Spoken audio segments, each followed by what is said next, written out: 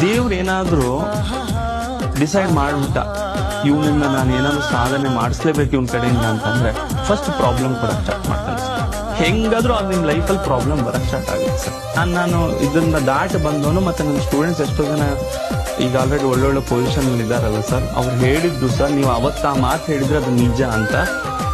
ನಿಮ್ಮ ಲೈಫಲ್ಲಿ ಏನೇ ಆಗ್ತಿದೆ ಅಂದ್ರೆ ಅದ್ರ ಹಿಂದೆ ಒಂದು ಕಾರಣ ಇದ್ದೇ ಇರುತ್ತೆ ಸರ್. ಆದ್ರೆ ತಪ್ಪೇನ್ ಮಾಡ್ತಾರೆ ಗೊತ್ತಾ ಸರ್, ಅಂತ ಪ್ರಾಬ್ಲಮ್ಸ್ ಬಂದಾಗ ಅವ್ರ ಗೋಲ್ ಏನಿರುತ್ತಲ್ಲ ಅದನ್ನ ಬಿಟ್ಟು ಈ ಪ್ರಾಬ್ಲಮ್ಸ್ ಬಗ್ಗೆ ಡಿಸ್ಕಷನ್ ಮಾಡ್ತಿರ್ತಾರೆ.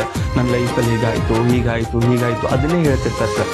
ಪದೇ ಪದೇ ನೀವು ಯಾವಾಗ ನಿಮ್ಮ ಲೈಫಲ್ಲಿ ನೆಗೆಟಿವ್ ಆಗ್ತಿದೆ, ನಿಮ್ಮ ಲಕ್ ಸರಿ ಇಲ್ಲ, ಹಣೆ ಬರ ಸರಿ ಇಲ್ಲ, ಎಲ್ಲಾ ಪ್ರಾಬ್ಲಮ್ಸ್ ನನಗೆ ಬರ್ತಾ ಇದೆ ಅಂತ ನೀವು ಪದೇ ಅದನ್ನೇ ಹೇಳಿದ್ರೆ ಲಾ ಆಫ್ ಅಟ್ರಾಕ್ಷನ್ ಪ್ರಕಾರ ಮುಂದೆ ಅದೇ ನಿಮ್ಮ ಲೈಫಲ್ಲಿ ಆಗಕ್ಕೆ ಸ್ಟಾರ್ಟ್ ಆಗುತ್ತೆ ಸರ್.